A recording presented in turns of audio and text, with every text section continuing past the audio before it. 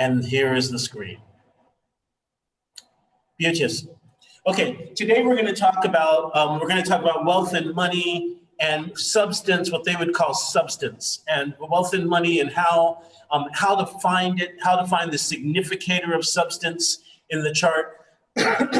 And as I was saying last week when we were doing the 10th house, what I tend to find with these older topics or with these older books is that they look at the house as an umbrella that contains many different issues, but they don't necessarily look to the ruler of the house as the main significator for those issues. So for instance, last week we did the 10th house. We did the 10th house, and we did a career significator, and we also we began looking for how high in rank the person would go. And in neither case was the first thing we looked at the 10th house or the Lord of the 10th house. So this is similar. In this particular case, the first thing that we look for as a financial significator or as a wealth significator is the part of fortune. It is not the second house or the ruler of the second house. So let's talk just a little bit briefly about parts. Next week, we're going to talk more about parts. Next week is going to be all about more than one type of part generally, but we're just going to introduce ourselves to the part of fortune and to the part of fortune and financial success today. And then next week, we'll look at some of the other parts that are known. So part of fortune, the formula for it is to take the place of the sun to the place of the moon by day, or the place of the moon to the place of the sun by day. And I'm going to show you what that means and what we're talking about with that in a second. And we project that distance from the ascendant. All right. So that means if my sun is at 3 degrees of Aries and my moon is at 3 degrees of Taurus and it's daytime, then I will move my sun 30 degrees. And then that 30 degrees, I will add to my ascendant. So if my ascendant is 12 Libra, then I will add that 30 degrees to the ascendant, and that will give me 12 Scorpio, and that would be my part of fortune. But I'm going to show it to you on a chart. So look at what it actually says about the part of fortune. So this is actually from, so these books that we're looking at right now, we've switched from the Al-Kabizi, which was the introductions to traditional astrology, and we're now looking at Guido Bonatti and his Liber Astronomiae, or his book of astronomy, and he's looking at his nativities. So actually, this is his book of astronomy that's specifically on the parts. So this whole book is nothing but parts. And the very first one he talks about is this one. So he says this: the part signifies the life, the body, and also its soul, its strength, fortune, substance, and profit. That is wealth and poverty, gold and silver, heaviness and lightness. Oh, the book is called Liber Astronomiae. Astronomiae means astronomy. So it's the book of astronomy. You're looking for, if you're looking for this book, there's two. Okay, so if you're looking for this book, there are two books that are based on the lots, based on Guido Bonatti's Latin translation of the lots. One of them is by Robert Zoller, and I actually have that book in PDF form if you want it.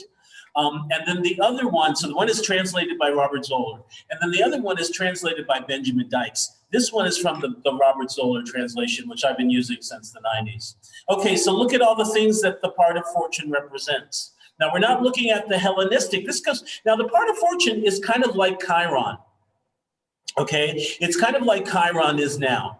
Chiron is really, really widely used. People have associated it with all kinds of things. It doesn't have the same meanings as Chiron, but it has the same kind of position in astrology as Chiron does. It's an imaginary point that's been given all of this power and all of this ability and all of this power and all of this import, right? And so the interesting thing about it is that No. Guido Bonatti on the Arabian Parts is Benjamin Dykes. That's Benjamin Dykes' book. But it's the same material. It's just two different translators. Once again, if you want that, I've got the PDF, and I can put it in the chat. Hold on a second. I know you don't see what I'm doing here. I'm just going to find the link to that and put it in the chat for a second. Okay, where are you?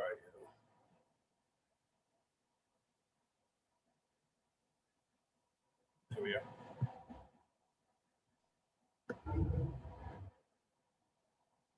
Okay.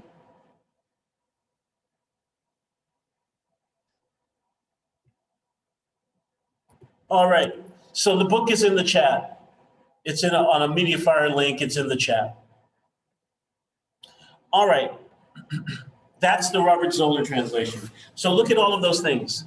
Body, life, soul, strength in the body and soul, fortune, substance, profit, wealth and poverty, gold and silver, lightness and heaviness of things bought in marketplace, commerce, praise and good reputation, honors and recognition, good and evil, present and future, hidden and manifest. It has signification over everything. That's important to kind of hear. It has signification over everything. So when we actually get to my course and we start talking about using the part of fortune as an ascendant, then we understand why we can use it that way. All right, so whence if you were to erect the figure of someone's nativity and you wish to know his prosperity and substance, first look at the part of fortune, for it is preferred to the part of substance, because the part of fortune signifies the native substance, prosperity, and status, and his whole condition.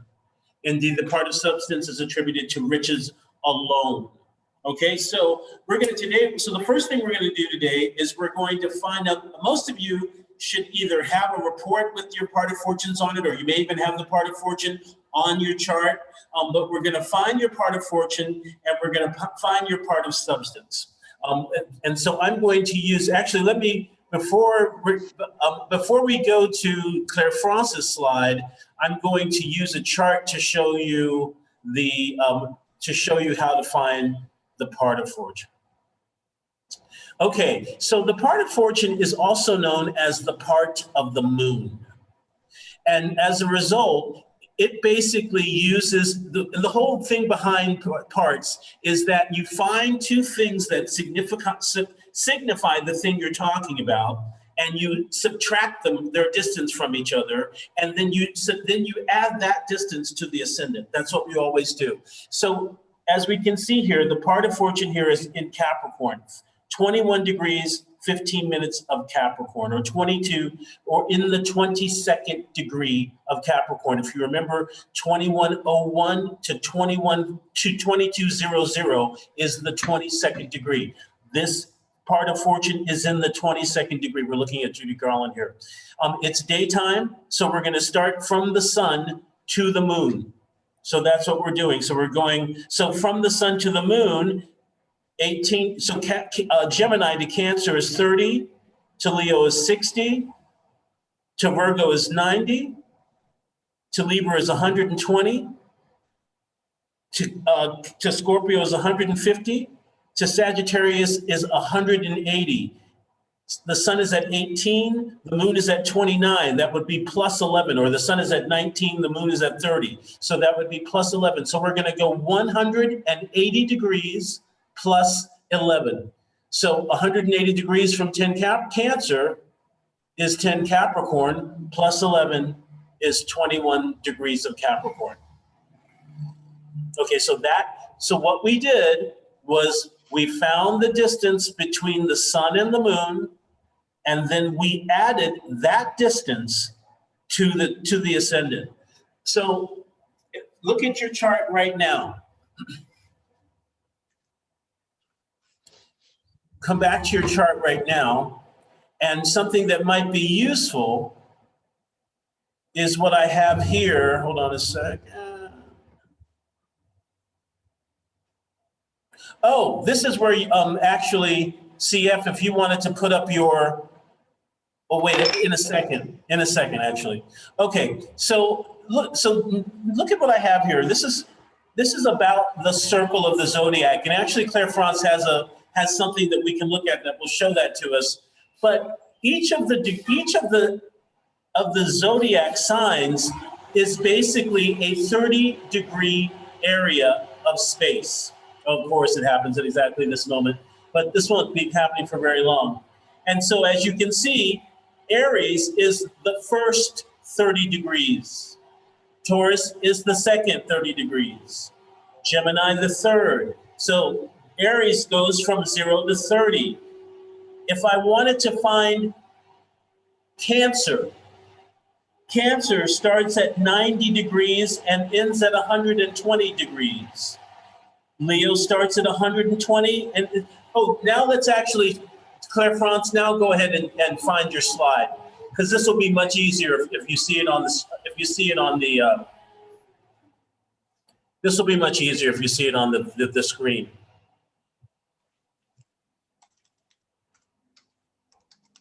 Actually, until she's ready with that. Until she's ready with that, are you you almost there? Yes, I just need you to give me permission to share. Oh, great. Okay, thank you. All right. Let's do it. Let's see if this is it. Yes.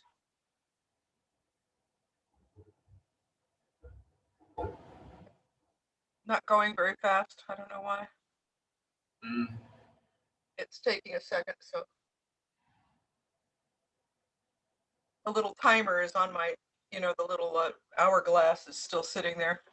Oh, really? Well, then should I go back to my? Do you want to just tell me? You can. Is it ready? Let me try to get.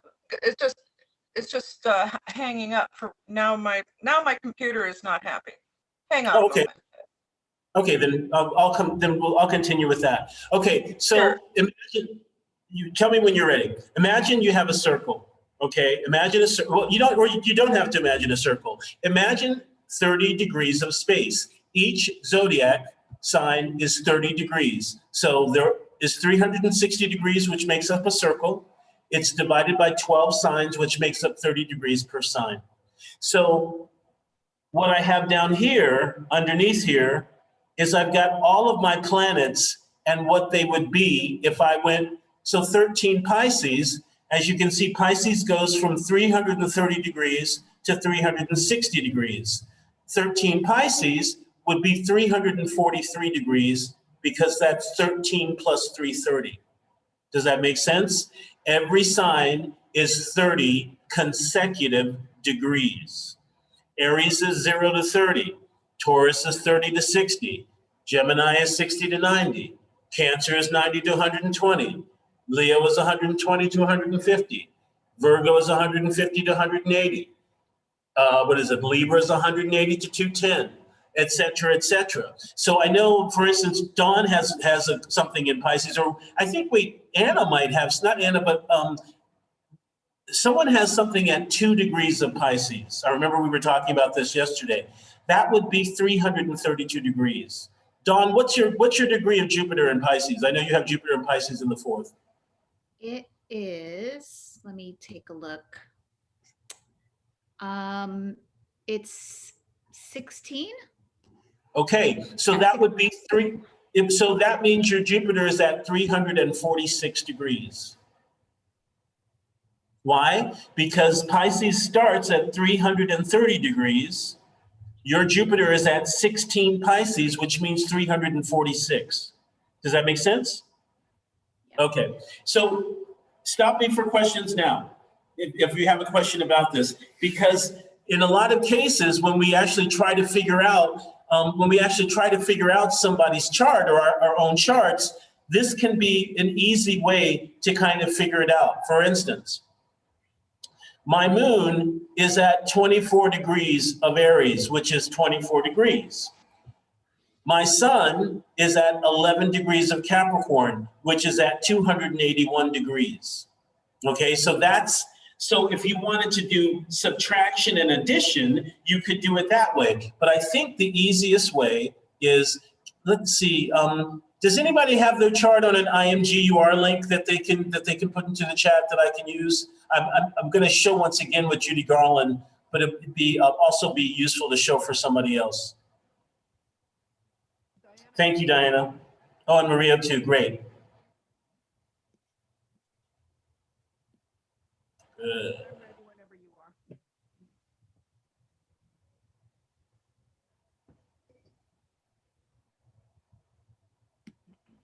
Oh, mine's going a little slow too. That's interesting. There we are. Okay. Okay, who is this? I don't know, but it's someone at 20 degrees of Gemini. All right. It's 20 degrees of Gemini rising. So it's a daytime chart. First thing we're looking for, is it daytime? Is it nighttime? Second thing we're looking for, if it's daytime, we're taking the distance from the sun to the moon, right? Now, the sun is at 3 degrees of Taurus, it looks like here. The moon is at 19 degrees of Sagittarius. So you can either go forward or you can go backwards. I'm going to go backwards. So we're going to go from 3 to 3, right? 3 degrees of Taurus, 3 degrees of Aries is 30, 3 of Pisces is 60, 3 of Aquarius is 90, 3 of Capricorn is 120, 3 of Sagittarius is 150. Okay, so we want to go 150 degrees. And then we need to go backwards 16. So we're going forward forward 150 to 3 degrees. And then we have to go back 16 degrees to hit 19. Okay, right? We remember the sun is at 3.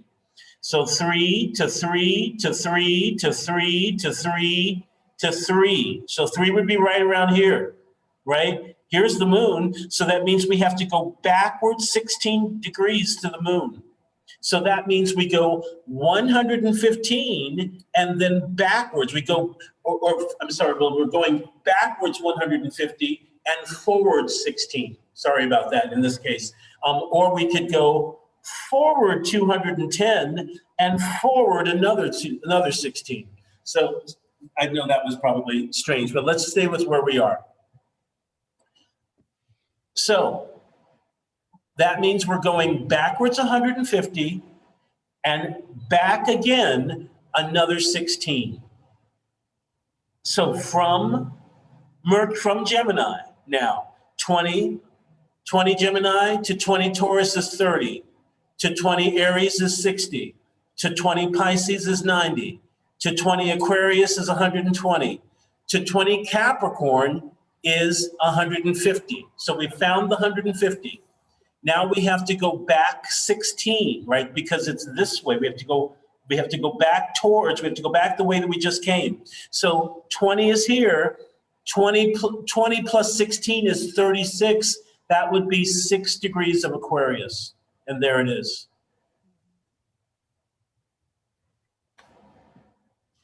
Do we have another chart, or is it all Maria? Oh, we've got a no. Okay, good.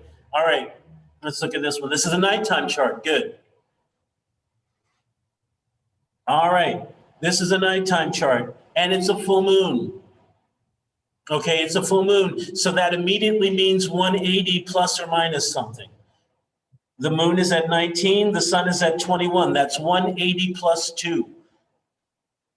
9 Libra, 180 is 9 Aries, plus 2, 11 Aries is the part of fortune. Now that's not on the chart, but Maria, maybe you can confirm and tell us later, but that should be where yours is. 11 Aries is where Maria Menkel's part of fortune would be. You want to know that. Now, now, if you don't have that already, you should go ahead. Dawn, if you don't have this already, or if you want me to do this for you, what I need for you to do is, if you have an astro.com chart, upload it to imgur.com or go to astro.com.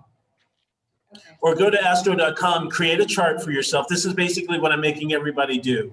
And then post the link here. And then I'll get to everybody. Now, what we're going to do, since we have so few people today, we actually can do this. Okay, there's Anna.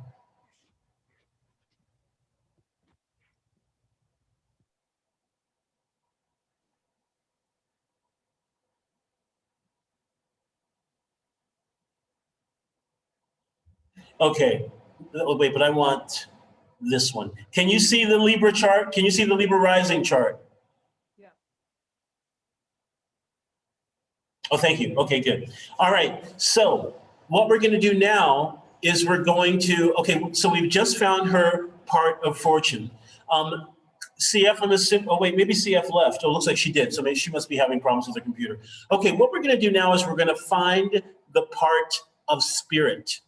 And just to show you the formula for the part, I mean, part of substance rather, sorry about that. And to show you the part of substance, the formula for the part of substance is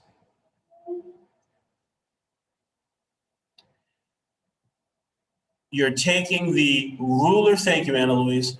You're taking the ruler, oh, there you are. You're taking the ruler of the second house to the cusp of the second house. So you're taking the degree of the planet that rules the second house to the cusp of the second house. And we're going to start with Maria's chart here.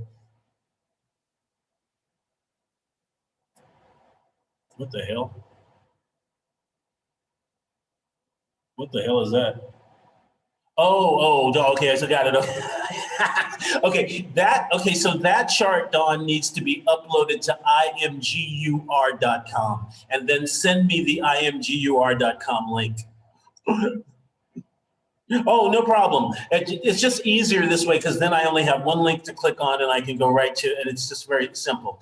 Okay, so the second house in this chart is 7 degrees Scorpio 59 or 8 degrees of Scorpio. All right, so this is in the 8th degree of Scorpio, so that means we're looking for Mars. Mars is at 1 degree of Capricorn. So that means he will go backwards 60 degrees. Mars will go backward to 1 Sagittarius 30 to 1 Scorpio is 60 degrees. And he will go forward to the 8th degree, or he's in the 2nd degree, so he'll go forward 6 to the 8th degree. So it's backward 60 and forward 6.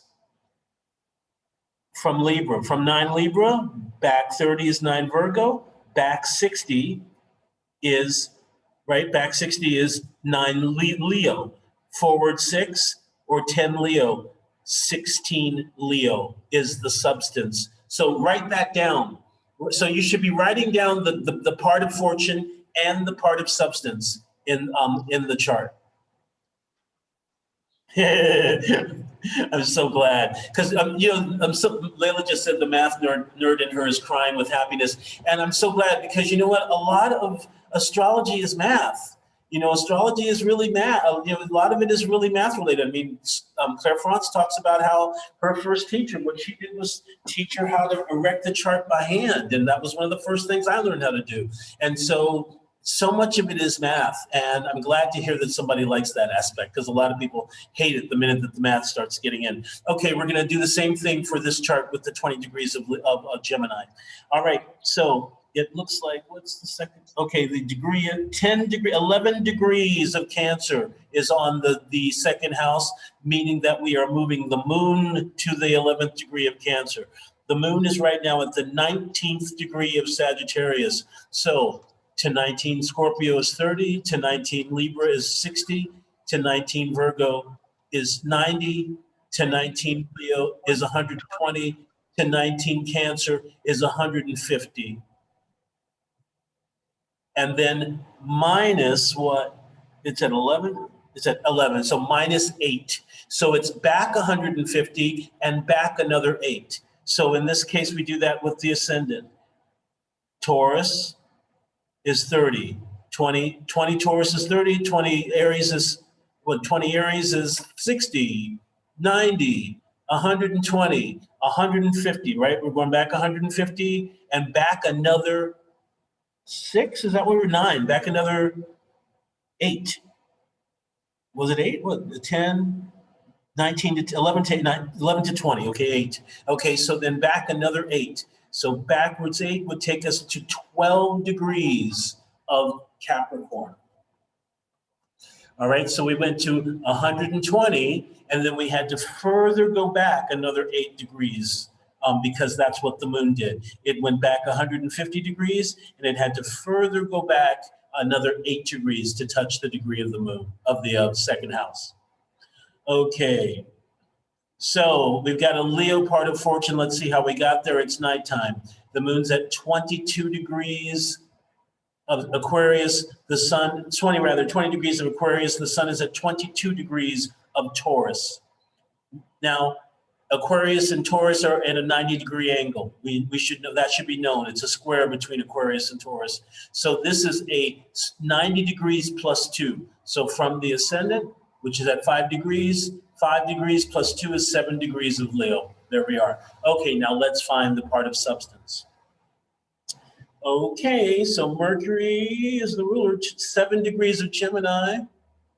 Oh, there. 7 degrees of Gemini, Mercury at 19 degrees of Taurus, meaning 30 degrees forward is 19 degrees of Gemini, meaning he has to go all the way back 12 degrees in order to, so you could either put him forward 18 degrees, or you can take him forward 30 and backwards 12. I like to do it that way. Or 18, so forward 18 degrees here would be 22 degrees of Taurus, right on the sun. All right, who else? Let's see, what else is chart that we had here? I think, we got messages. Dawn, beauteous. Oh.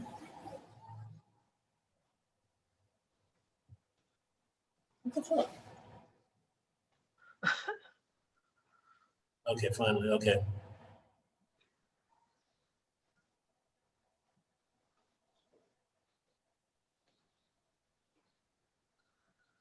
All right.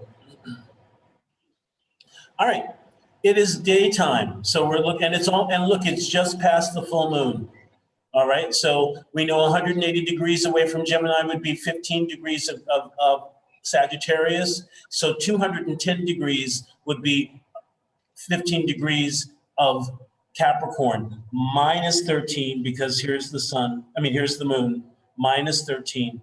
So it's 180 degrees minus 13. So this is a 20 degree ascendant going forward 180 degrees, and then minus 13 degrees would take us to 7 degrees of Gemini. Write that down for yourself. Oh, the part of substance calculation is from the ruler of the second house to the degree of the second house. Okay, we're going to do it in Dawn's chart in a second as well. So what we just did now was the part of fortune. Sun to moon. Oh, you ready? Oh, you can. Well, hold on a second. I don't really need them at the moment. Hold on one second. Okay. No worries. So, oh, there's Chris. Okay, 180 degrees, right? Minus 13. It's minus 180, or rather 210. Oh, sorry, I'm wrong. I'm wrong about that, Dawn. Sorry about that. It was 210. It was 210 degrees. So it should be this in Cancer here. 210 degrees would be 20 degrees of Cancer, and minus 13 would be 7 degrees of Cancer, or 8 degrees of Cancer. So sorry about that. 8 degrees of Cancer is your part of fortune. Now to find but you know what? I can't find your part of substance because you gave me a whole sign chart, and I don't have the cusp of the, I don't have the exact cusp of the second house. So yeah, so that's an interesting point, that for these, you actually need a cusp chart. You need a quadrant chart. You can't use whole signs, because for some of these parts, you need to know the exact degree of the cusp of a particular, really, okay, exactly. So you need to know the exact degree of that. So that's why I'm always saying use both, because there's some things, and remember, I even said, there's some things where you're going to need to know the exact degree of the cusp, and there's some things where you won't. There's some techniques where you will or won't. So sorry to make you do more work, Dawn. If you can go back, you can use Alcabitius, or you can use, I don't really care. I use Alcabitius when I read for people, but while we're doing this, I don't really, if you can't find Alcabitius or, whatever, then don't bother yourself. Placidus will be just fine for me. We haven't looked at this one yet, okay? Okay, Layla. Sun and All moon. right. So sun to moon, that's going to be easy. It's daytime. So sun to moon, that's going to be easy. 12 to 12 is 30 degrees, back 12, right? Then we got to go forward 11 because the moon's at 23. So we're going to do the same thing here. Back 12, back 30 rather, which is 5 degrees, and forward 12, which is 17. Okay, so that's the part of fortune. Let's find the part of substance.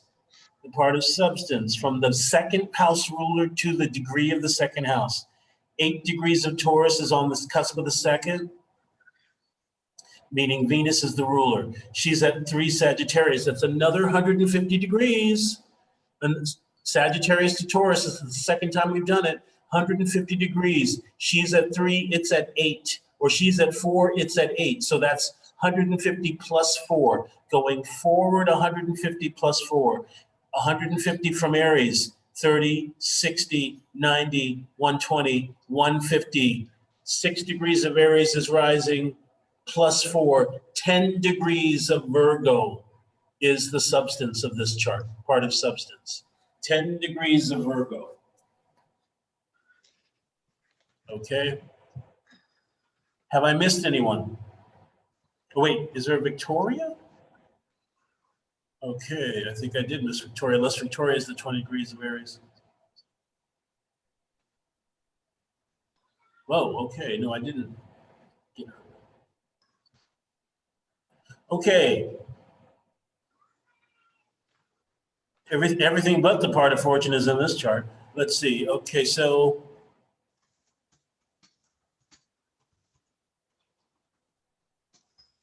Okay, I don't think I'm gonna, at this point, I don't think I'm gonna need it. I've kind of, we've kind of figured it out.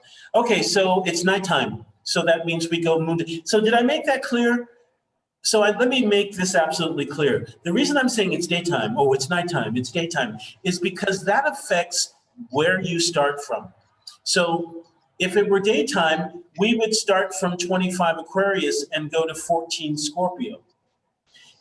But since it's nighttime, we're going to start at 14 Scorpio and go to 25 Aquarius. Why? Because we start from the sun to the moon, from the sun's place to the moon's place by day, and from the moon's place to the sun's place by night. So Scorpio and Aquarius is a square, so that's 90 degrees. So this is 90 degrees plus 11, right? Because the moon is at 14, sun is at 25. So 90 degrees plus 11, 30, 60, 90. Whoops.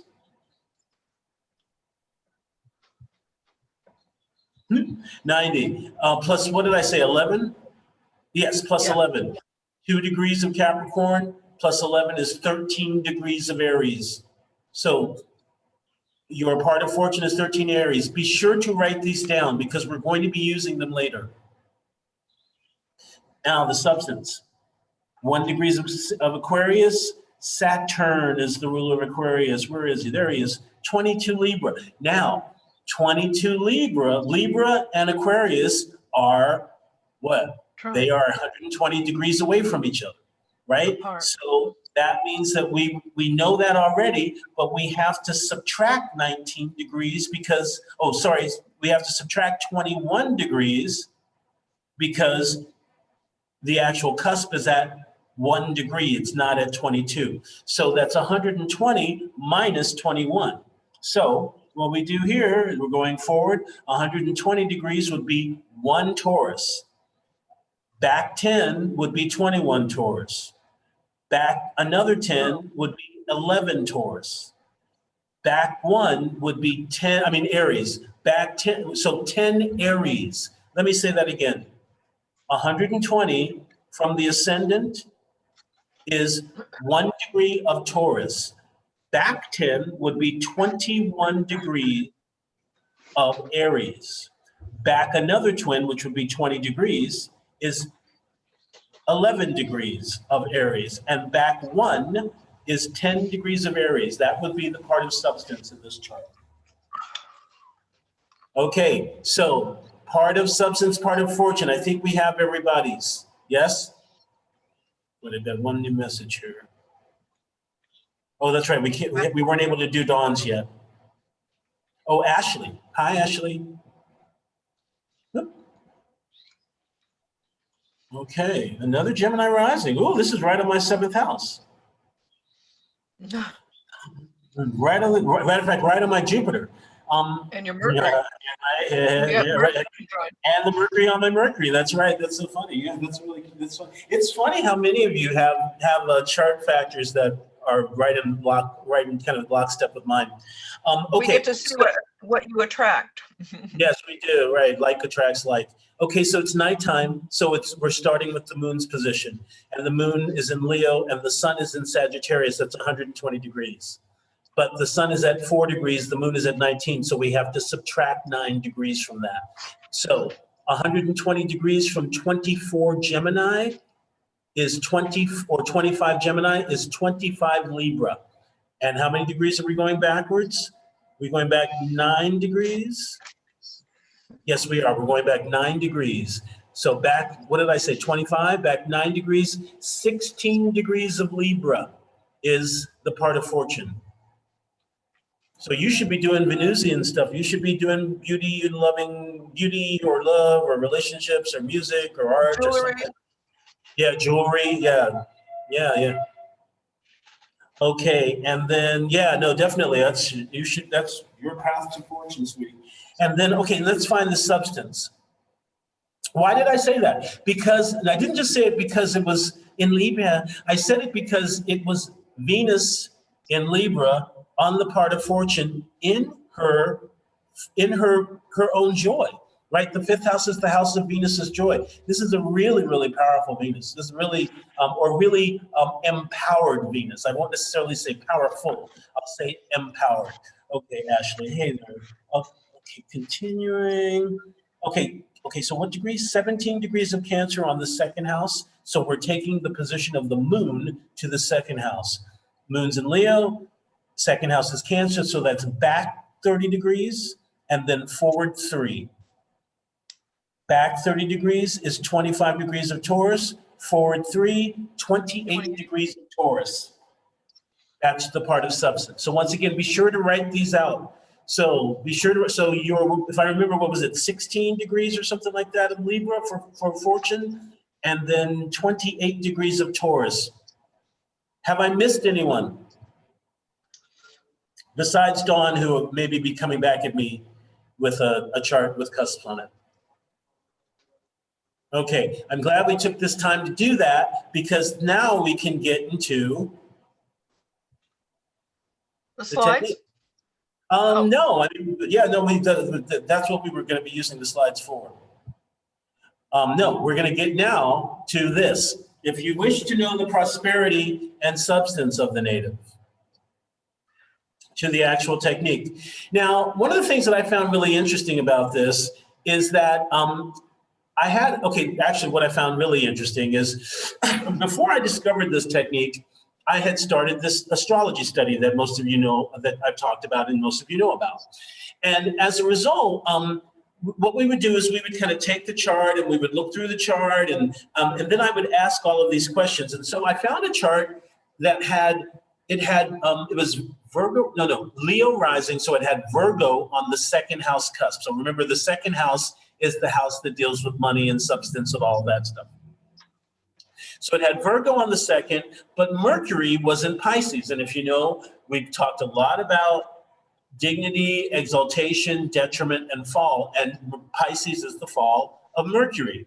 And Mercury was also in trine to Saturn. And so I thought, this chart has money problems. Maybe it's good with money, but it doesn't get very much money, or, so I remember asking the question, do you have problems with money, or do you find yourself good with money, but you have problems getting with income or whatever? And the person wrote back and they said, never had any problem getting money or holding on to it or managing it. Never had any problem. And so a little while after that, I found this technique, and using this technique, there was Mars and Aries in the chart. As a matter of fact, there was a Mars-Venus conjunction in this same chart. And it turned out, using this technique, that it was actually the Mars in Aries that was the ruler of the significance of substance, which made perfect sense. I was thinking, oh, that must mean Mercury can be good or bad, no matter, it doesn't matter where Mercury is, he can actually thrive. But it wasn't actually the case. The actual significator of substance was another planet. And it was the planet that was in the best condition. And so that's one of the things that I kind of like about this, because money management and dealing with money is so important that this particular technique says, choose the planet or find the planet who is the best dignified. And then that make you, and go down this list. So first of all, there's this huge list of what can actually be, what it actually can be, and what can actually, qualify. And then you've got to find the planet that's in the best condition of all of those to be able to do it. So it's basically saying, find your best self around money. Find the planet that can shore you up the best. And maybe, but that's not, ultimately it's saying that without saying it, because that's basically what ends up happening, is you end up finding the planet that shores you up the best. And so, for instance, in this particular case, I thought, looked at the ruler of the second, there was Mercury, whatever. And, it should suck. But hell no, it don't suck. It's great, because Mercury wasn't the actual significator of substance. So let's get into it. So this list, I want you to look down here. This list is a hierarchy denoting a shrinking purse as it descends. That's really important. Basically, I was talking to Claire Frost on Friday about how my favorite Vedic astrologer, his name is Sanjay Rath. My favorite Vedic astrologer was talking about, hey, everybody's allotted a certain size purse, and they don't get money. They don't get any more money than that size of purse. And I thought, oh, how interesting. I love that. And of course, I want to know how to find my size of purse. But then also, this basically is Bonatti saying the same thing, because Bonatti says, Bonatti is the best on so many levels. He's pedantic as fuck, but he's the best because of one thing. He has read everybody. He has read everybody. He tells you what everybody says, but he's also a working astrologer. So he says, you know what, but fuck them. They don't have it. This is it. This is how it really needs to be. And so that's what he did with this. He said, oh yeah, most of them said it should be Mercury, it should be the ruler of the second and the part of fortune and the part of substance and Jupiter. He said, but you know what? Somebody's a beggar, somebody's a king, somebody's rich, somebody's medium rich, somebody's middle class, somebody's blah, blah, blah. How would you get it if you didn't use all of these significators? That's basically what all of this is for. So it even gets broken down further, because if you remember from last week, we looked at the 5 essential dignities. And what basically Bonatti says is the very first thing you're going to look at is the part of fortune. And you're going to go first to the almutin. So we're going to talk about that in a second. But you're going to go first to the domicile ruler. So for instance, hold on a second here. Let me just come down here so you can see what I'm talking about. Okay, so I have my part of fortune here. And remember why I said you're going to write it? As a matter of fact, you should be creating something exactly like this table for the part of fortune and for the part of substance. And as you'll see, I didn't put the points on this table, but the points are on this table. So I would do kind of what I have here. I would put the 5 points here, 5 points there, 5 points there, etc. As a matter of fact, I could just.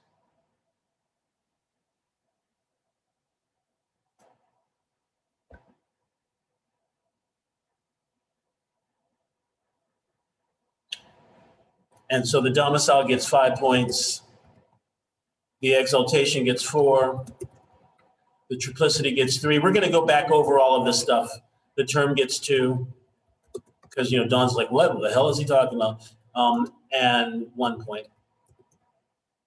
And so that's why you've got that chart that I gave you, which is the dignity chart, because you're going to use it to figure out what term and face and what triplicity term and face your planets are in. You should know the exaltations, or I mean, you'll find out all of those things.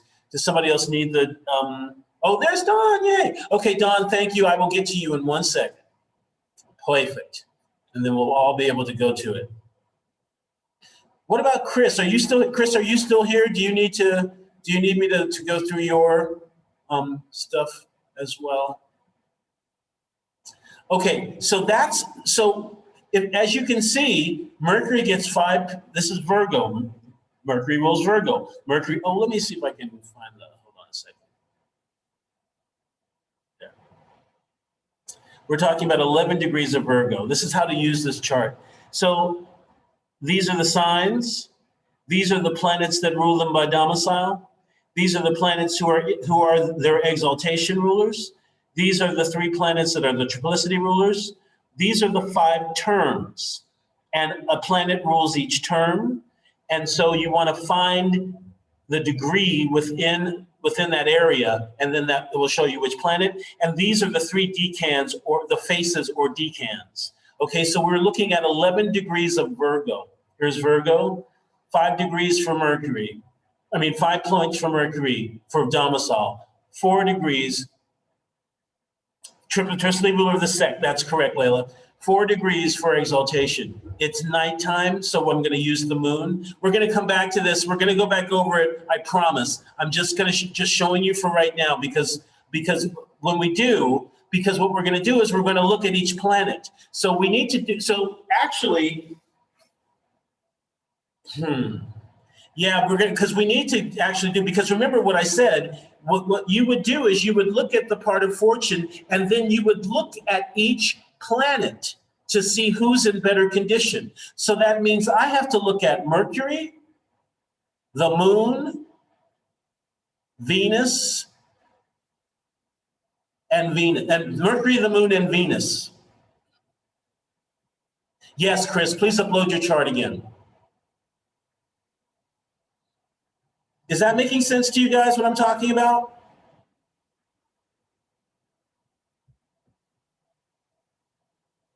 What he's saying is, look at every planet. So for instance, look at the part of fortune. If Mercury is the Almutant because it gets 9 points, but if Mercury's in shitty condition, what about the moon? How is she? Is she in Taurus? Is she in Cancer? Is she in the 10th house? Is she with Jupiter? Use her. What about Venus? If the moon's in shitty condition, what about Venus? Is she in Taurus? Is she in Libra? Is she in Pisces? Is she with Jupiter? Is she in the 1st house? Use her. That's what he's basically saying. And then he says, if the part of fortune doesn't work, do the same thing with the part of substance. Here's my part of substance. Mars, no planet for exaltation. Mars is triplicity ruler. Mercury, then Sun. So this is how this works. This is why I said, write your stuff down. So what you're going to do now, and also remember what I said. The degree of the sign is really important here. We're looking especially for term and face, right? Because we need to know exactly what degree it is in order to figure out what term it's in. So what we're going to do is we're going to go back to here.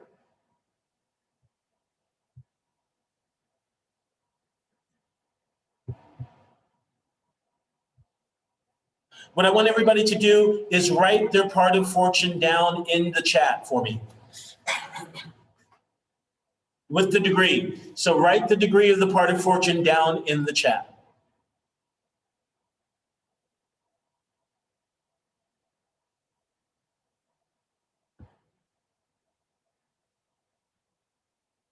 All right. Perfect. Thank you, everybody. What is this? What if 2 planets have the same?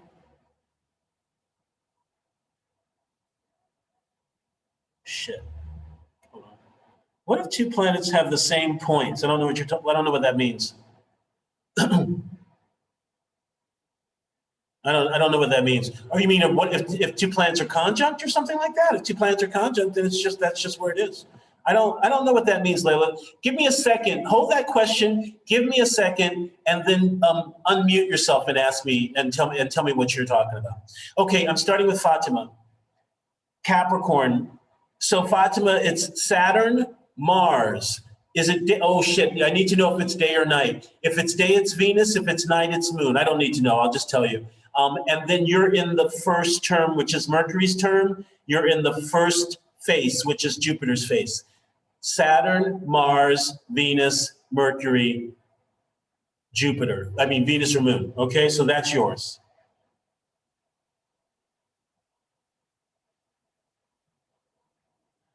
Eight Pisces. So Jupiter, Venus, Venus or Mars, if Venus for day, Mars for night, Venus, and Saturn. 13 Aries. Mars, Sun or Jupiter, Mercury, and Sun. So when I say Sun or Jupiter, I mean, is it a daytime chart or is it a nighttime chart? If it's daytime, you're using the Sun. If it's nighttime, you're using Jupiter. Yes, eight Cancer, it is. So Moon, Jupiter. I forget if it was day or night. So if it's daytime, you use Venus. If it's nighttime, you use Mars. And Venus and Mercury. Okay, 16 Libra. Venus, Saturn. Saturn by day, Mercury by night. Jupiter and Saturn. 11 Aries. Mars, Sun by day, Jupiter by night, Venus and Sun. 6 Aquarius. Oh, then they have points. Okay, we'll talk about that in a second. Thank you. 6 Aquarius. Was that the last one? 6 Aquarius? 6 Aquarius. Okay. Saturn, no exaltation ruler. Saturn by day or Mercury by night, Mercury and Venus. Okay.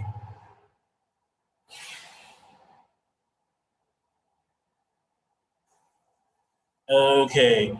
All right. So what I want everybody to do, hold on a second. Let me just be sure that I've got everybody. Oh, did I? 6 Leo. Thank you, Anna Maria. And I missed yours. No, I thought I saw 13 Aries, but let me do it. Okay, wait, 6 Leos. Let me get 6 Leos first. 6 Leo, Sun, no exaltation, Sun or Jupiter. At 6, Venus and Saturn. 13 Aries. Mars, Sun or Jupiter, Mercury, Sun. Okay. I see a 28 Sagittarius. And Louise, 29 Sagittarius. Jupiter, nothing. Sun or Jupiter. Mars, Saturn. Okay. Yeah, we're recording. I got everybody. Okay, good. I got everybody now. So now I need to get Chris to see his. Okay, so what you all should, let me get Chris's, and then, let me just get Chris's here for a second, and then we'll try to see what happens. Is that Chris? Yes, there we go. Okay, it's daytime. Where's the moon? Where the fuck is the moon? Oh, there it is. Okay, so it just finished the 100, so it just finished the, rather the moon is, the moon is approaching the 180. So it's 180 minus 22, right? Because it's 25 minus 3, which is 22. It would be 180 degrees, but it's 180 minus 22. So this is at 20 degrees. That would be 180 minus 22, right? So minus 22 would take us to 28 degrees of Libra. 28 degrees of Libra. Okay, here, I'll write, actually, let me write that down myself. 28 Libra. Okay, then, all right, so then we're gonna look for the substance in his, and then we can, and then, you know, what we're gonna do is we're gonna just start with Chris's chart here, since I've got it up. Okay, then, so it's what degrees? 17 Gemini, Mercury is at 18 Aquarius, which is 120 degrees away, forward 120 degrees, -2, right? Because this is at 16, he's at 18. So forward 120 is 20 degrees of Virgo, -2 is 18 degrees of Virgo. That's the substance, 18 Virgo. Write it down, Chris. Okay, so now what I'm gonna do, 28 Libra. We're gonna look at the planets that we should look at for 28 Libra. 28 Libra would be Venus, Saturn. Oh, was it daytime or nighttime? It was, I forget. But it'll be Saturn or Mercury, Mars, and Jupiter. Venus, Saturn, Mars, Jupiter. Okay, Mars, Jupiter. Venus, Saturn, Mars, Jupiter. It's daytime. So Venus, Saturn, Mercury, Mars, Jupiter.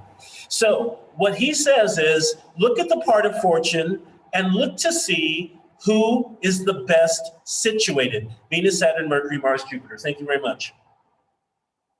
All right, so first we would look to Venus. Venus is in Aquarius. She's actually right at the cusp of the 11th, which is a good place for her. She's also with Mercury, which is pretty good. She's under the rays of the sun, so it could be better. Let's see if someone else is in better condition. Saturn is in Pisces. He's also in the 11th. He's opposing this Pluto, which is not that big a deal. But yeah, he's okay, but he's not in superb condition. Remember that peregrination is considered a debility by these guys. So Saturn in Pisces is peregrine. Let's see who would be next. Mercury. Mercury is with a benefic. So he's actually in relatively good condition to be the significator, and he's in a good place, and he's in his triplicity. He's in an air triplicity, even though he's not the ruler of the triplicity right now. Then we go to Mars. Mars is in Virgo in the 6th. That's his joy, but he's also retrograde. Nah. And then the last is Jupiter. Jupiter's on the ascendant. That's a pretty good place to have him. He's got the square approaching to him from this Mercury Venus. I think the Jupiter might make the most sense. The Jupiter might make the most sense, although the Mercury Venus might have, so Mercury Venus is usually music or arts or something, or art or dancing or something like that. It's interesting that the Jupiter is ruled by that. So I'm in this particular chart, I could say, well, maybe in this case it is the Jupiter. All right. However, if it's none of those, I could go to the next one, which is the Virgo substance. So what he basically says is, if that one doesn't look good, go to the next one. Does that one look good? Etc. Right? So 18 Virgo, is that right? Yeah, 18 Virgo gives us Mercury, Venus, Jupiter, Venus. Now we've already looked at Mercury, we've already looked at Jupiter, we've already looked at Venus, Mercury, Venus, Jupiter, Venus. So it looks like we don't have other choices. We don't really have any other choices. We've got the planet that we're dealing with, and it looks like that planet is probably Jupiter. So what you're going to do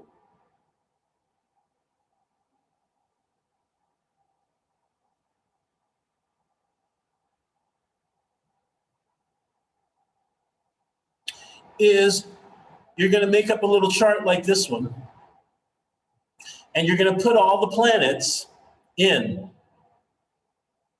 Now, I want to just talk a little bit more about the Almuten one more time. Let me come up to where I mentioned it. The Almuten or Al-Mubtaz.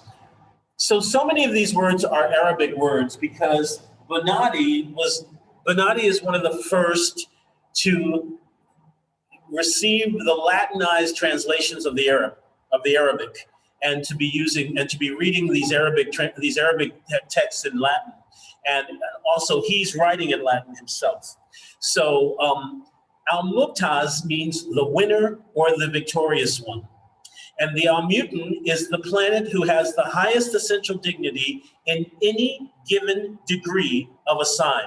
And here's the example that I gave. It's a Jupiter at 2 Pisces, although we could have used the 8 Pisces part of fortune that someone has. So let's just put a part of fortune here at 8 Pisces, because I remember somebody put 8 Pisces in here, because it's going to be exactly the same thing.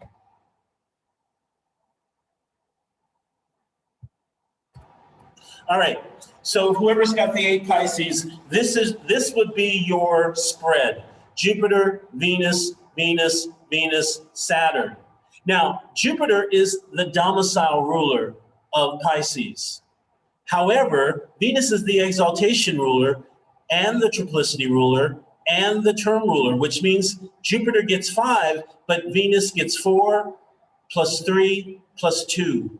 Venus is the winner. She is the Al-Mutin, which Sorry is to Venus. interrupt you.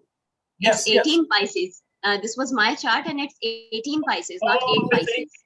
Okay, well then if it's 18, I asked the question. Yeah. too bad. Well then I'll stick with my 2 Pisces. Sorry about that. It's 18. It can't be the right. Unfortunately, but you know what? Someone has a planet at 2 Pisces. Someone last week told me about their planet at 2 Pisces. So whoever's got the planet, I thought it was the Ehrenbach, Anne-Louise Ehrenbach, but someone's got a planet at 2 Pisces. Anyway, 2 Pisces, Jupiter would have 5. See what I'm saying? So the winner would be Venus, which means that the very first thing you would do would be to look at Venus if your part of fortune was at 2 Pisces. Right, so Al-Mutin is Venus because she has 9 points of dignity. Jupiter, the domicile lord, only has 5. So when we come down to here, thank you, Layla, for clarifying. When we come down to here, you're going to look at each of these 5 planets and figure out. I basically did it for myself. 11 Virgo, 14 Scorpio. So let's actually look at, and if you want to do it, and you should actually, and this shows you who's the Al-Mutin of these particular as well, and you should do it for all of the planets, to be honest. Thank you, Dawn. And you should do it for all of the planets.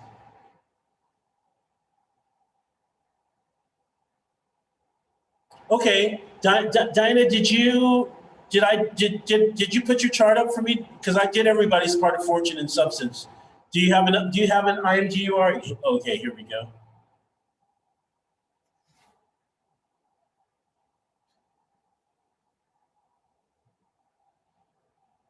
Okay, Diana. Oh, you were the first one I did. You were the 20 degrees of Gemini. Okay, so then it should be correct because it's daytime 3 to 3, right? Because this was the first time we had a Taurus to Sagittarius. So it's 100. My calculation. Oh, I don't know about the Al-Mutin, however. What you would need to show me is all 5 of those, all 5 of your spread. So you'd have to, basically what you should do in the chat is, write, what is it? It's Aquarius, is it, or something? Or Libra? Venus, Saturn, blah, blah, blah, and then show me. If Saturn has 8, then he would be the Al-Mutin. That is correct. Oh, I thought you mean, got it. Let's look at it, though. Here, we can look at it on the thing. And you should be using the sheet. All right. Saturn. Oh, so it must be an Aquarius. So in that case, yeah, so pretty much the Al-Mutin will only change, will only be different if there's an exaltation ruler too. Okay, so for instance, when I used Pisces, Venus took over because with exaltation and term and face, that put her ahead of Jupiter. And the same thing can happen to Mars and Capricorn. with exaltation, with term, with face, it can put him ahead of Saturn. Same thing can happen with Saturn and Venus and Libra. So the places where you're really looking for our mutants is Taurus, Cancer, Aries, Taurus, Cancer, Libra, Capricorn, and Pisces. Those are the signs where you're really primarily looking for an Almutant, because it's very possible that an Almutant can take over. Another planet can take over. Now, to answer Layla's question, because it's a fantastic question, and then we'll get to this. Let's just do the 6 Aquarius. Saturn, nothing. Is it Saturn? I guess. Oh, it must be daytime. And then Mercury, yes, Mercury, Venus. So yes, indeed, Saturn would be the Almutant, the domicile ruler, and the Almutant. So yes, that is absolutely correct, Diana. Layla asked me a fantastic question. She asked me, if 2 planets have the same amount of points, what do you do? Remember that planets can be strengthened in 2 ways. They can be strengthened by sign, and they can be strengthened by house placement. If they both have the same amount of points, which one is in a stronger house, right? We've talked about the 7 advantageous places. We've talked about the fact that planets that are in angles are stronger than planets that are in succeeding houses. Planets that are in succeeding houses are stronger than planets that are in cadent houses. Of course, I just put the chat down. Oh, thank you. All right, so I want to come up to somewhere here. Oh, I wanted to just come back to the technique for 1 second here.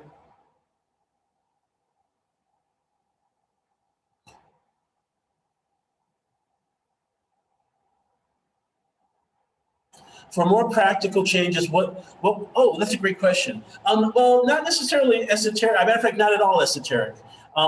What they ultimately, okay, this is kind of my thinking. It's still a little bit in embryo as far as I'm concerned right now. But like I said, it's very clear that what he's saying is the most dignified planet of all of the planets in this list, of everything in this list, right? And the most dignified planet of all the dignities, the most dignified planet of all the dignities. If the second house is good, or the Lord of the second is good, if Jupiter is good, what's going on? What's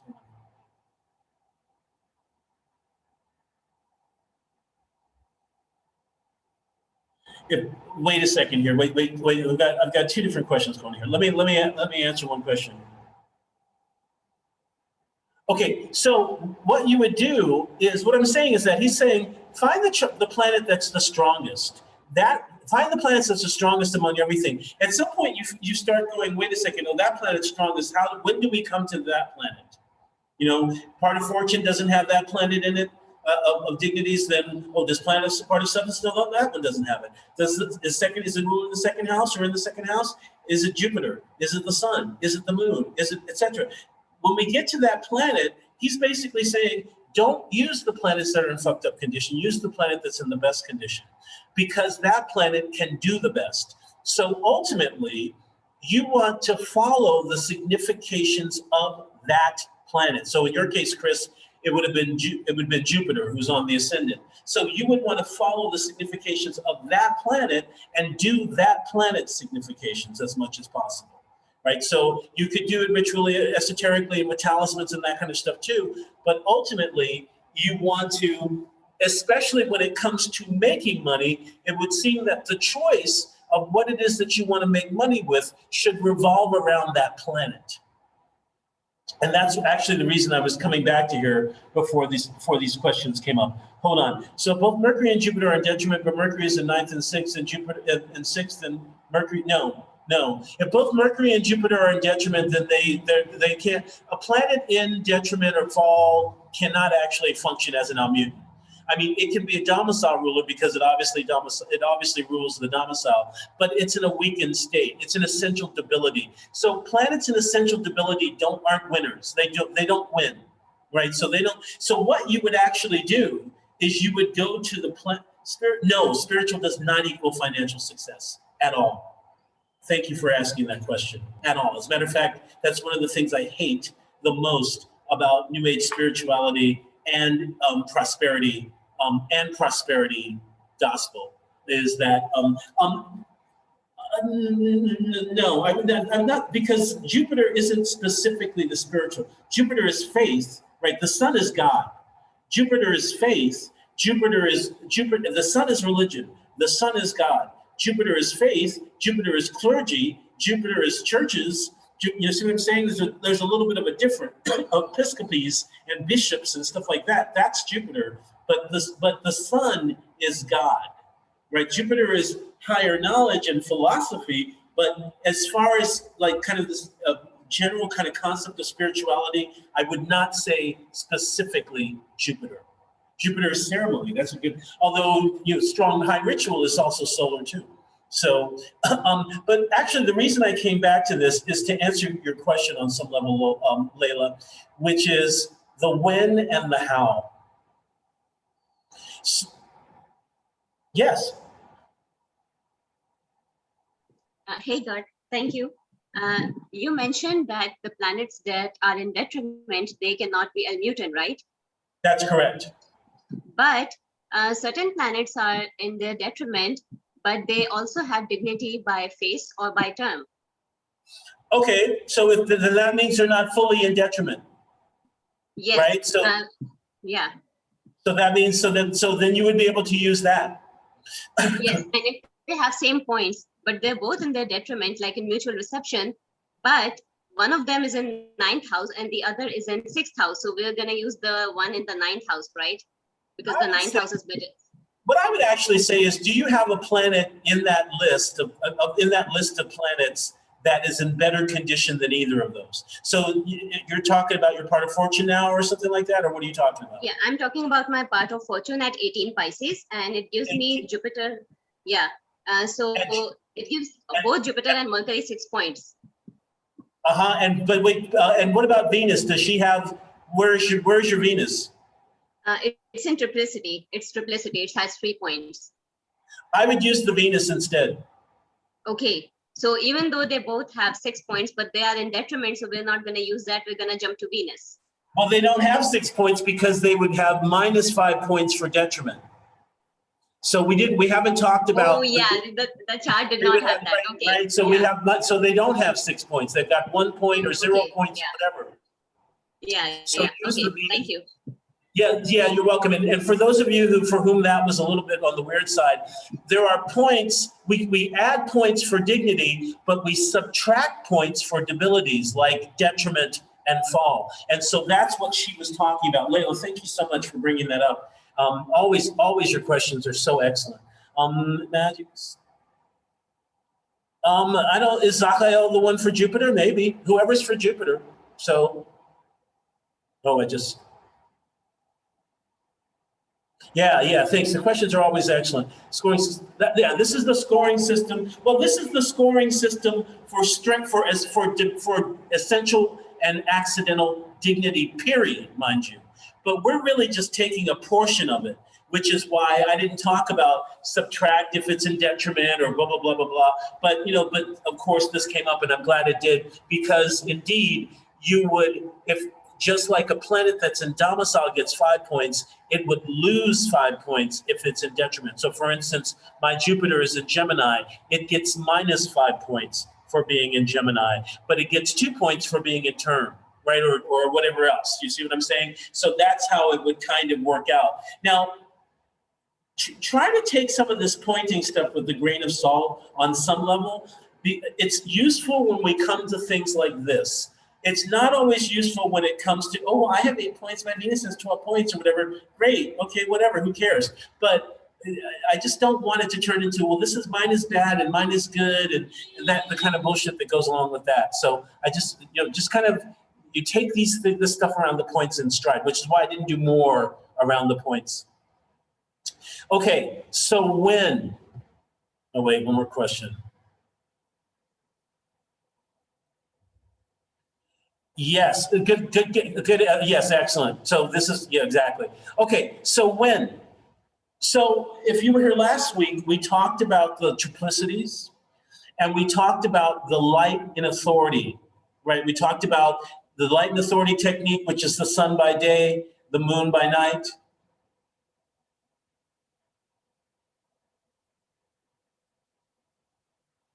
Oh, this is the planet to use when choosing how to be successful in spite of your chart. Okay, I don't know if you were saying to me or whatever.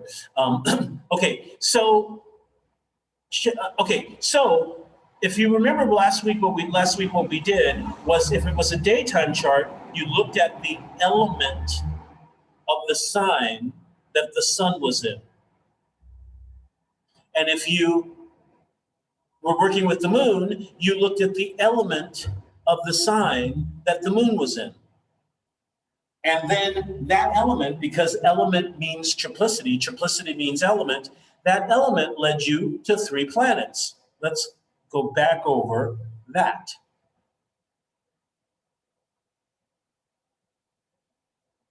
Okay. So, the fire triplicity, the fire element has 3 planets connected to it. And as you can see from here, there's a little bit of a hierarchy involved with this too. So, the planets are allotted to each element. 3 planets are allotted to each element. There is a sequential pattern that changes for nocturnal charts. Because the triplicity is tied to sect, there is a hierarchy of rulership based on whether the chart is diurnal or nocturnal. All right? There is always a diurnal ruler of the triplicity, a nocturnal ruler of the triplicity, and a participator.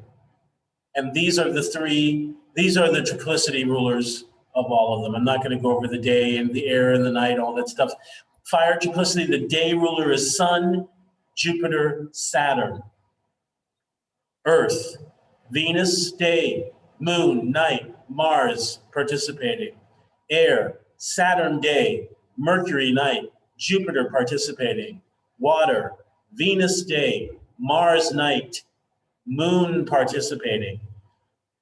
You should copy that down, you'll have it on that little dignity chart. But you want to keep this, because what you want to do now, okay, because what did he ask? He said, how do you find when it's going to happen, when the money's going to come in, right? So he says, look to the triplicity rulers. The first one, triplicity rulers, are the triplicity ruler of the light in authority. If it's daytime, that's the element of the sign that the sun is in.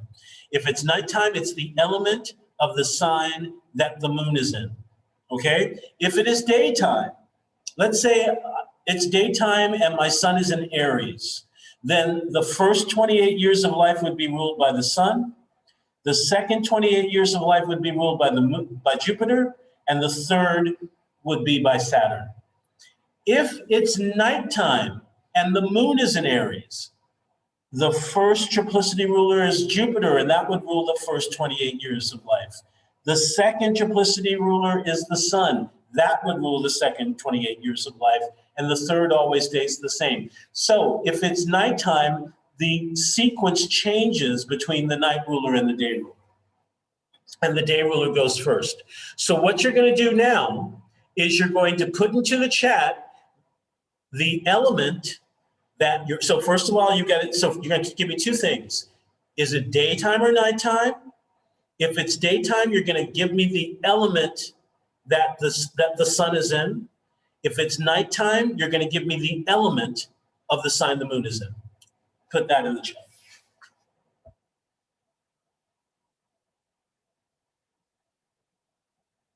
Okay, Earth. Okay, Earth. So you haven't said if it's day or night. So remember what the sequence will be, right? So if it's Earth, if it's daytime, it will be Venus, Moon, Mars. If it's nighttime, it will be Moon, Venus, Mars. Let's see, we've got a fire one, so same thing. Sun, Jupiter, Saturn, or Jupiter, Sun, Saturn. Air, Saturn, Mercury, Jupiter, or Mercury, Saturn, Jupiter. Fire, we just did that. Sun, Jupiter, Saturn, or Jupiter, Sun, Saturn. So what you're going to do, day chart element Earth. So it's going to be Venus, Moon, Mars. So Layla, what you're going to do is you're going to first look at the Venus, and what we're looking to see for these triplicity rulers is obviously the two main things. How are they by essential dignity? How are they by accidental dignity, especially accidental dignity? So that's what we're really looking for with these triplicity rulers. Are they in angles, right? Because what that says is if the triplicity ruler is in an angle, then it should do pretty well because angles advance things.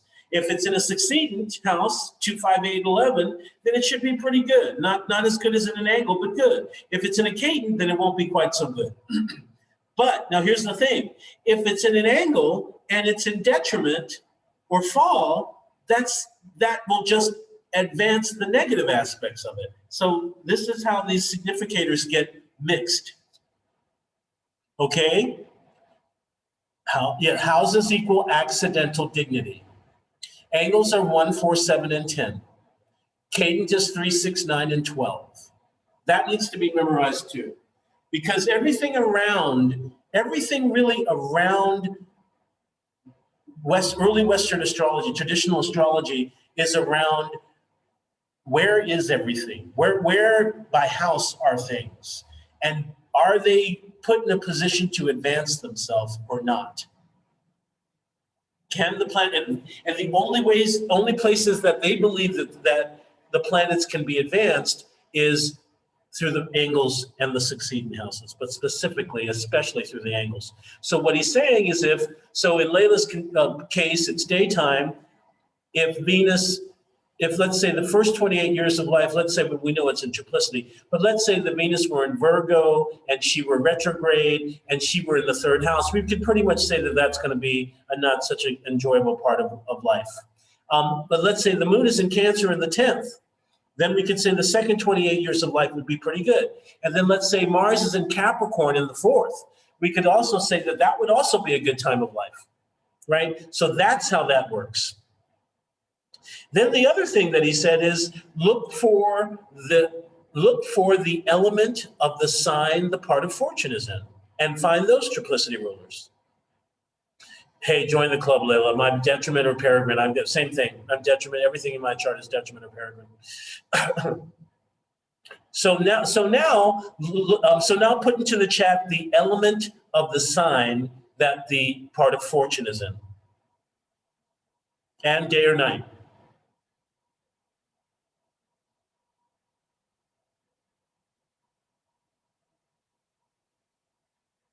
Okay, so air for night, it's Mercury, Saturn, Jupiter.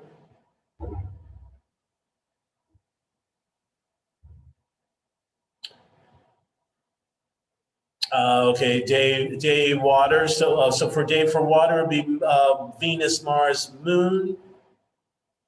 Air for day, Saturn, Mercury, Jupiter.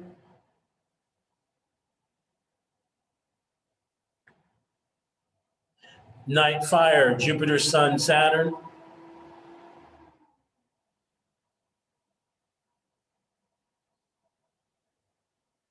Anybody else? Diana? I'm just gonna say Diana. Day, Earth, Venus, Mars. Venus, Moon, Mars. What about you, Chris? Oh, yours is in Libra. It should be, I forget if it's day or night. I think it's day. Yeah, it's day. Saturn, Mercury, Jupiter.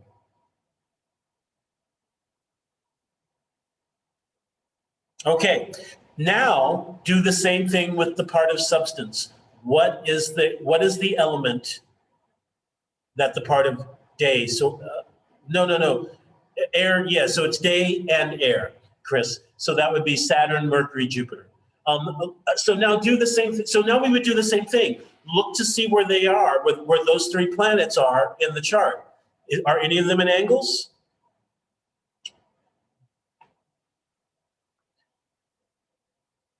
Okay, and so that's how you would end up looking at them. Are any of them in angles? Are they any of the things that are in angles? And make sure that the ones that are in angles aren't impeded in any way.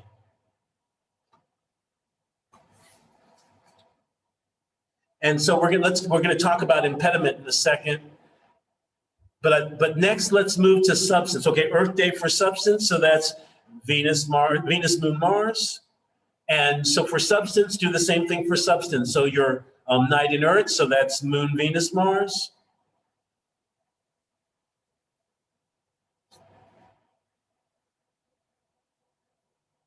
That's right. So that's impeded. So a rising Cancer Moon, which sounds good, but it's also squaring a Saturn. So that's a version of impediment. And actually, while you all are doing that, I'm going to go back to something we looked at very quickly a few weeks ago, which is the 10 ways in which a planet can be debilitated or impeded, because it's really important, because what basically he's saying, find the planet that's not only the best, in the best condition by sign, but that isn't receiving any fucked up aspects, right? So if you've got a planet that's like a moon in Cancer, and in the first house, that's fucking amazing, right? Virgo is Earth, Chris. So no, Mars in Virgo is not fire. Yeah, no, Virgo is, remember, we're talking about the element of the sign, right? Mars as a planet itself is a hot and dry planet. Fire is hot and dry. And so Mars himself is a hot and dry planet. Virgo is a cold and dry sign. So what you have is a hot and dry planet in a cold and dry sign. But the element of Virgo is Earth. Okay, so these are the 10 ways in which a planet can be impeded or debilitated. So he's basically saying, do not let any of these things be happening to the planet. You can't choose the planet if those things are happening. The first consideration is when a planet is cadent from the angles or from the ascendant. And if you remember, we talked about that, and meant that he's talking about specifically the 6th and 12th house. Because cadent from the angles and not beholding the angles is the 6th and the 12th house. The second is when the planet is retrograde. So if you have a planet that's retrograde, you can't use it for the significator for substance. If it's combust, you can't use it. If any of them is in opposition, corporal conjunction, or square to either or both of the infortunes without reception, you can't use it. When any of them are besieged by the infortunes, okay, so besiegement we've never talked about before, but that's bad. That means when a planet is going from a bad aspect, from one malefic to a bad aspect to another. So for instance, let's say Venus were leaving combustion and going to the square of Saturn. That would be besiegement. 6th, when a planet is joined to another in his own declension or fall. So that means when a planet is joined to another planet that's in their own declension or fall. So that means if Jupiter is sextiling Venus in Virgo, right? That turns out that she's in her fall, but she's also in his detriment. So, when a planet is joined to a planet cadent, when a planet is peregrine, we talked about peregrine when there's no dignity. So in other case, you can't use the peregrine planet. Now here's a place where you can use a peregrine planet, in my opinion. Do you remember when we talked about planetary strength and why it matters? And we talked about pushing power, and we talked about pushing nature.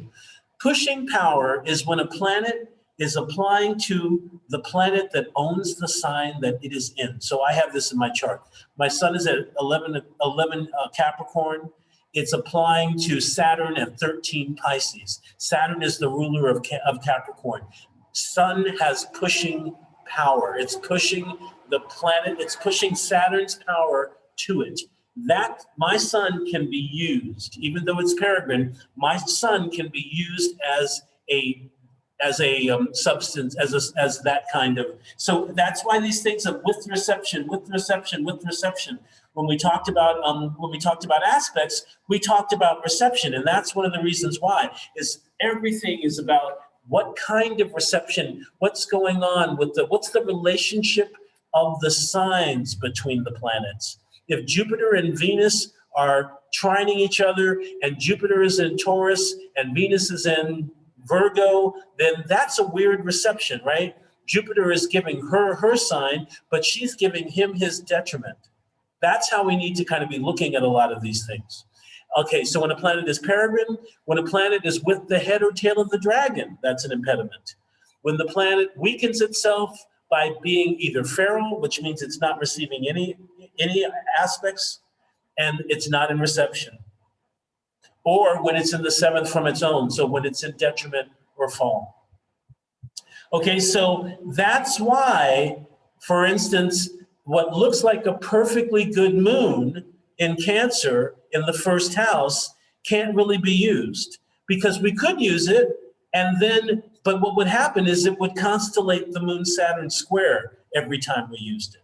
And so that's why he's saying, when you're looking for a planet, when you're looking for the significator, make sure that the significator is in good condition and not in any bad aspect to anything.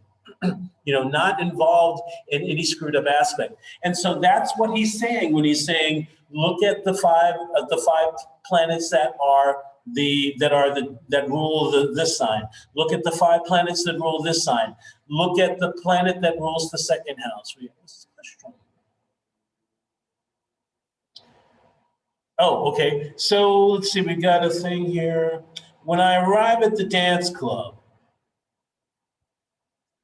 if I have an exaltation, if I'm in exaltation, I'm exalted, the patron lets me into the VIP lounge, right? When I arrive home, I have the keys and know when the mortgage was last paid. So if I'm in domicile, then if I'm in my own domicile, then I sit in my own chair. Nobody sits in my chair, right? Remember what they said, a person is in their own home, in their own rule. My house, my rules, that's domicile. If they're in triplicity, you're among family and friends. If you're in term, you're in a situation that you feel comfortable with. And if you're in face, you're wearing really, really nice clothing. And here we have, if you're in detriment, let's see, I have a child at home paying a babysitter while I'm on a date. I don't know that. I don't know, that doesn't really fit. But detriment obviously would be, remember that they use the term estrangement for detriment, which is the opposite of domicile. So I like that better, because if it's estranged, it means you're estranged from your nature, right? If you're Venus, disadvantaged, oh, I see. Well, not everybody thinks of having a child is a disadvantage. Venus,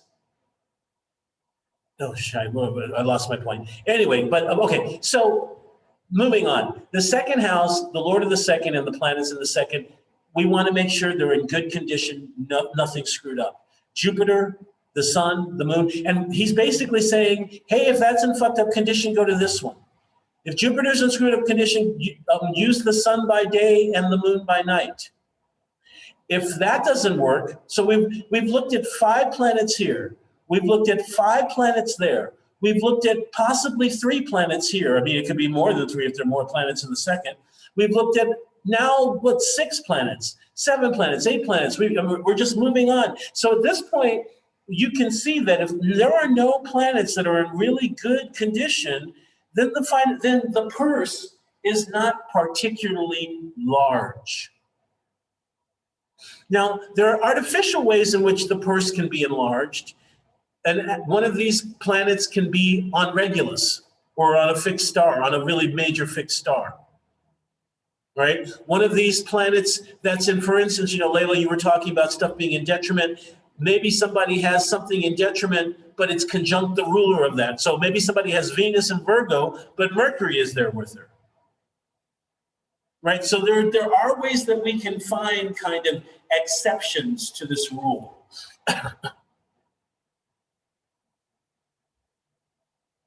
Thank you, Ashley. Well, I mean, hey, you can't be any worse than me. It can't be any worse than what's gone on with me in my life, definitely. I am pretty much, Oh, I did want to do one thing. I wanted to look at Judy Garland. And the reason I wanted to look at Judy Garland is because Judy Garland's biography is the very first biography that I ever read where I realized that being rich and being famous were two different things. And because Judy Garland was certainly around the time that I was growing up, was still one of the most famous people in the world. And I mean, she is on some level still now. I mean, she's not known, but anybody, you know, if I say, oh, Judy Garland, they're like, who? And I go, Wizard of Oz. They go, oh, yeah. Everybody, you know, pretty much every child has seen The Wizard of Oz.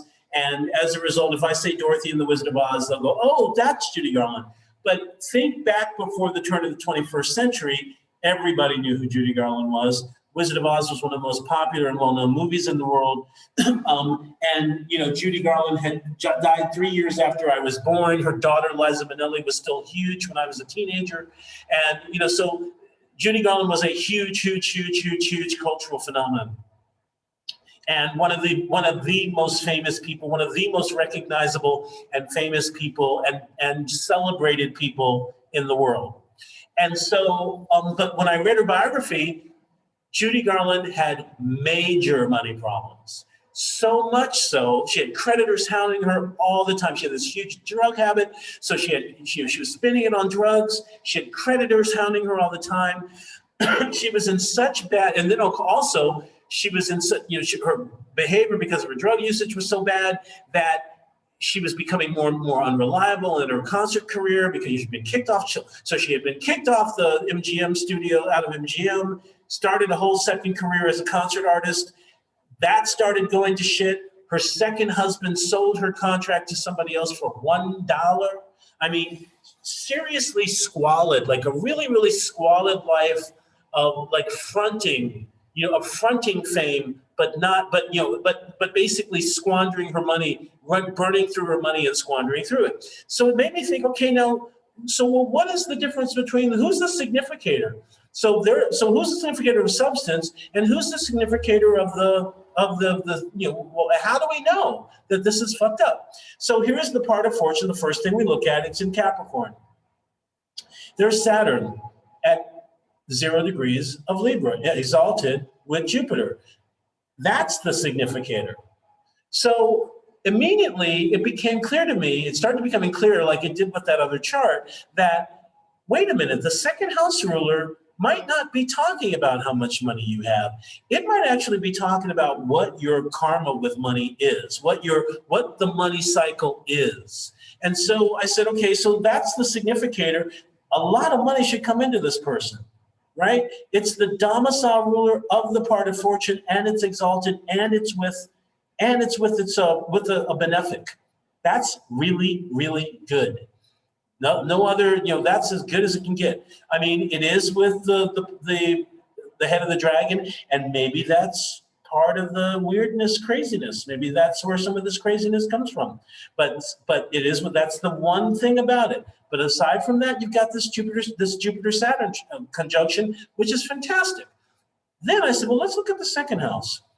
Leo, 0 degrees of Leo on the second, and that's ruled by this Sun-Mars opposition. We were just talking about hot and dry. The Sun and Mars are the two hot and dry planets. The hot and dry rules over things like rashes. A rash is ruled by Mars, because it gets red, it gets dry, it gets heated, right? And that also can be called action, can be rash, right? Mars is action, and it can be rash. And so look at also, it's in the double-bodied signs. It's in the dual signs of Gemini and Sagittarius. This person was probably not paying any attention, was rashly going through it, would save it 1 second, use it all the next.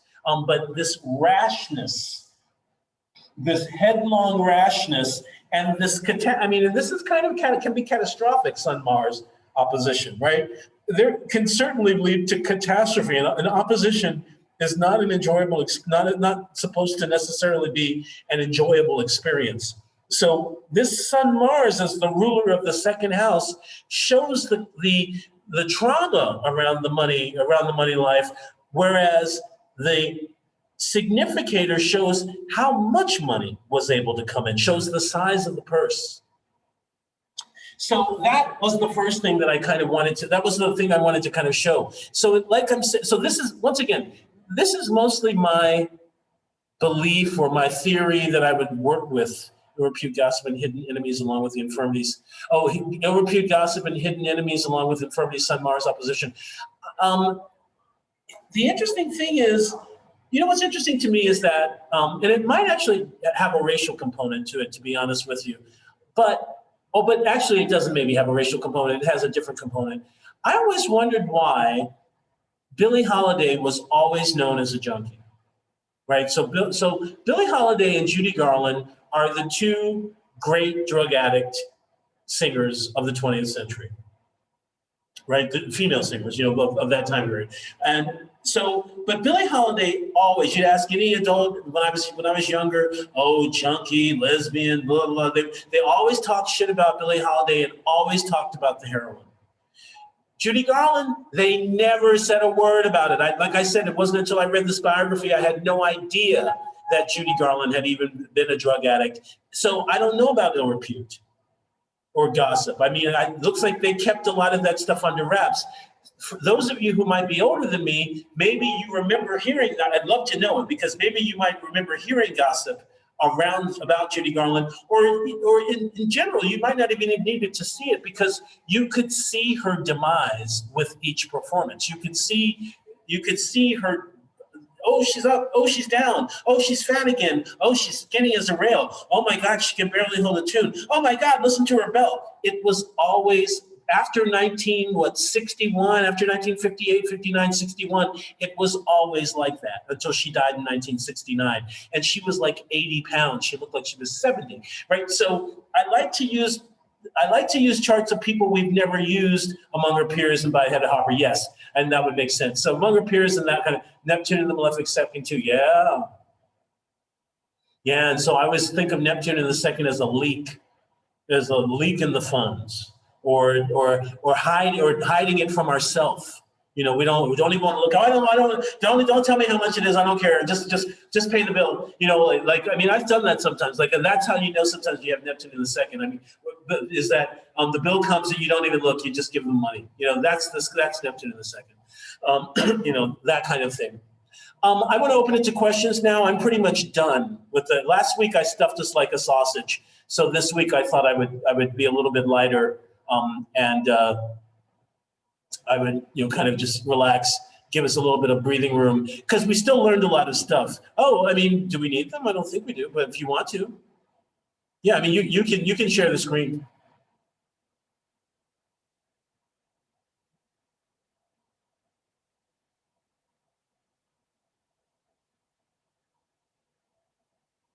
Okay, go ahead.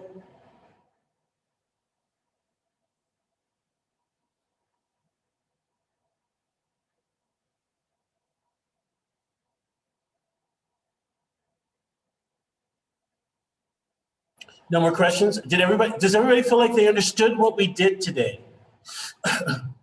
Even just let me know that.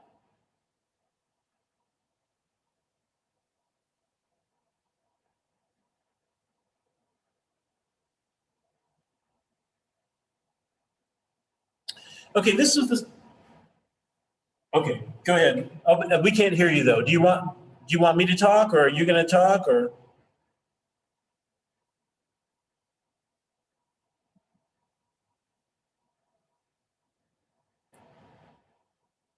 Okay.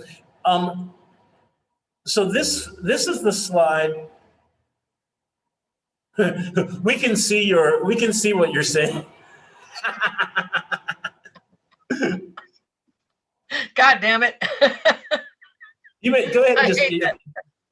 Anyway, are you seeing my little slideshow here?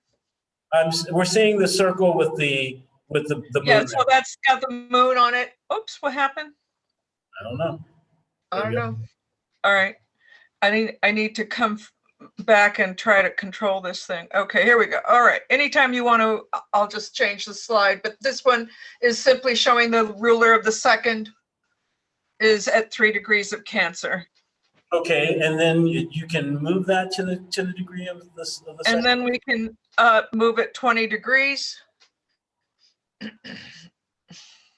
So this is the calculation for the part of substance. So we're moving the ruler of the second house to the degree of the second house. This is what I was trying to explain recently. So Aries, thank you, Anna Maria. So Aries is from 0 to 30. There we go.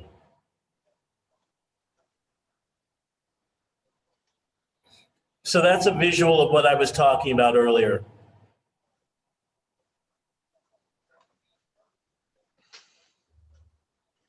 And these are our 5 dignities. And okay, and so we've already kind of dealt with this, but this is what we were. So what I would love for you to do as homework, if you haven't already done it, is I'd love for you to use the Chaldean order. You all should know what that is, right? Slowest to fastest. And create a table like I created. And figure out what the almutins are for all of the planets. And also you want to figure out how dignified that particular planet is in that sign, right? Yes, We're done. Layla. Okay, yeah. That's it. Yeah, go ahead, Layla. We're Hey, Garth. so Okay, all right. Good. Okay, so I was asking about, you mentioned that the planets in detriments of fall cannot be almutin, right? That's right. But if we have all our planets, by the 5 planets that we talked about, triplicity, and all the other planets, if we have those planets in detriment, fall, and pregnant, then are we going to take the pregnant planet? I mean, if we have no other options other than those. Yeah, that's what I would do. I mean, ultimately, it's interesting. I learned, Claire France actually introduced me to the traditional astrology, and this was something that I was so excited about, all of this almutin stuff. And then when I started reading charts, I found that the almutin didn't really, I'm kind of I'm looking at it again. I found that people did what people worked through their domicile. The almutin didn't take precedent. And so what I would say is take some of that you take this almutin thing with a grain of salt. Like I said, Yeah. there's already only a few signs in which there can be an almutin, right? A winner, Right. right? The winner is almost always the domicile ruler anyway. Now, if the domicile ruler is in fucked up condition, then he's not in the condition to be a winner. It's simple as that. So what I would say is, don't spend too much time on it. If you were in a situation in which you did have, like one of the things that you can do with an almutin is, let's say you have something in Pisces and your Jupiter is in detriment, but your Venus is in Taurus, then your Venus can act as the ruler of Pisces. Does that make sense? Because it's an exaltation of Pisces. Yes. Okay. Even if she's not the almutin. So even if she doesn't have the most points, she can still act as the ruler because she's stronger than the domicile ruler. You see that? Okay, I get it. So first we check the winner of the zodiac and then we compare it to the domicile lord. If the domicile lord is not in a good position, then the winner of the zodiac is the almutin. Otherwise, it's the domicile lord. Or, now here's the thing, because like I said, I haven't really been looking at almutins in the past 20 years because I didn't really find that they were making a lot of, that they were kind of showing. I'm not a fan of them either right now. I mean, it's something to figure, right? Everything that we're doing is to be experimented with and to see if it's useful. I'm like I said, I'm reevaluating it all myself too. But I think even in this particular case, if you've got, let's say you have Jupiter in Sagittarius and Venus in Pisces, right? She could still be the ruler of Pisces. Yeah. If she's the almutin, you could make her the ruler of Pisces. Get it? Okay. Why? Yeah. Because they're both dignified, but she'll They're have both- more points. Yeah, because she's also exalted there. Okay, yeah. Right? So right now that's kind of the only way that I'm dealing with them. I'm dealing with them only as like either substitutes for the domicile ruler, or Okay. if they have more points than a good domicile ruler, then I can. Like I said, in my opinion, the jury is out about Almutans. I'm interested in looking at them again and reevaluating them again.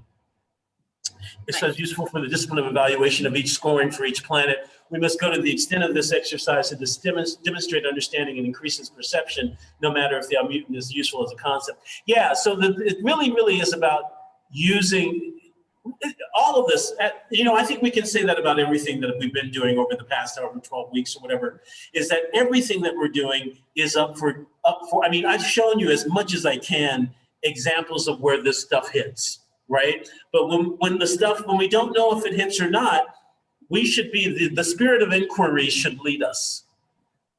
And that means then, does it work? Let's see. Oh, does that work? Oh, I guess it doesn't. But like I said, I kept looking at charts. I kept working with Almutans and then working with charts with clients, and they weren't showing up. The domicile ruler was showing up all the time. So I'd love to see if the Almutan does take precedence instead. All right. Any other questions? Fantastic question, though. No? Okay, everyone. The video should be available by tomorrow. And aside from that, I'm giving you one more minute. Any questions? Nobody? All right. Then thank you all so much for coming. Thank you, Dinah. Thank you, Lela. Yeah, thank you all so much. And next week we're continuing with lots, but it's Arabic parts, and we're gonna look at parts of all different houses, etc. And we may start with perfections, maybe, but the week after that will be perfections and solar returns if we don't start with perfections next week. Okay, thank you so much. Bye.